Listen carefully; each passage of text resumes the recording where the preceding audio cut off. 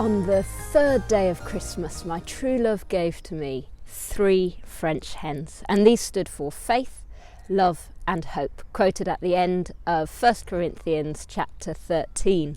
And so today that's the passage that we're going to meditate on, using a tool called Lectio Divina, which is a way of praying through the Bible. It goes back to the early monastic tradition.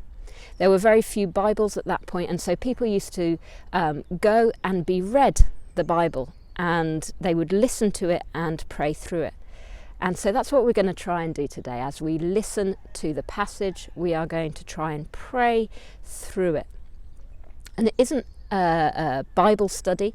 We read the words so that we can hear God addressing us now. Bible study is really important, but that's not what we're trying to do in this series on the 12 days of Christmas. First, you have to try and place yourself in a comfortable position and allow yourself to become silent. Open up to God's Spirit. Allow yourself to enjoy silence for a few moments. You might want to pause this. And then secondly, we read the passage. Lectio means to read, and today we're going to read 1 Corinthians 13 and approach it in a kind of reverential way, expectantly, in a way that savours each word and each phrase. Psalm 119 verse 103 says, "How sweet are your words on my tongue, they are sweeter than honey to my mouth." Matt's going to read the passage for us. Listen and read with him until you hear a word or a phrase that stands out to you, that touches you, that resonates, that attracts or even disturbs you. Stay with it. Often a phrase will catch the attention of our sort of subconscious mind before our conscious mind even knows why. Savour it. Stay with it as long as there is something for you. Maybe pause this and just keep going over it in your mind. Let it sink in slowly and deeply until you're resting in it. Listen for what the word or the phrase is saying to you at this moment in your life.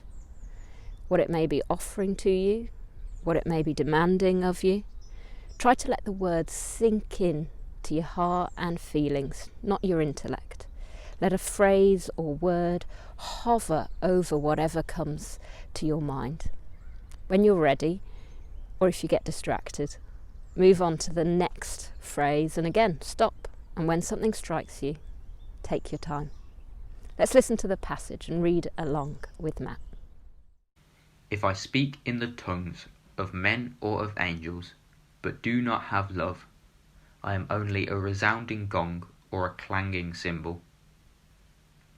If I have the gift of prophecy and can fathom all mysteries and all knowledge, and if I have a faith that can move mountains, but do not have love, I am nothing. If I give all I possess to the poor, and give over my body to hardship, that I may boast, but do not have love, I gain nothing. Love is patient, love is kind, it does not envy, it does not boast, it is not proud, it does not dishonour others, it is not self-seeking, it is not easily angered. It keeps no record of wrongs. Love does not delight in evil, but rejoices with the truth. It always protects, always trusts, always hopes, always perseveres. Love never fails. But where there are prophecies, they will cease. Where there are tongues, they will be stilled. Where there is knowledge, it will pass away. For we know in part, and we prophesy in part. But when completeness comes, what is in part disappears. When I was a child, I talked like a child, I thought like a child, I reasoned like a child. When I became a man, I put the ways of childhood behind me. For now we see only a reflection as in a mirror, then we shall see face to face. Now I know in part, then I shall know fully, even as I am fully known. And now these 3 remain, faith, hope, and love. But the greatest of these is love.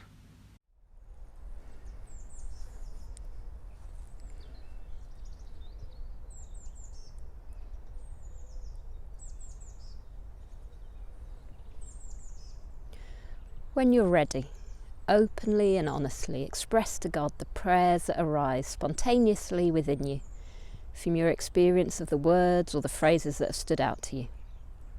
These may be prayers of thanksgiving, petition, asking for stuff, intercession, lament, or praise.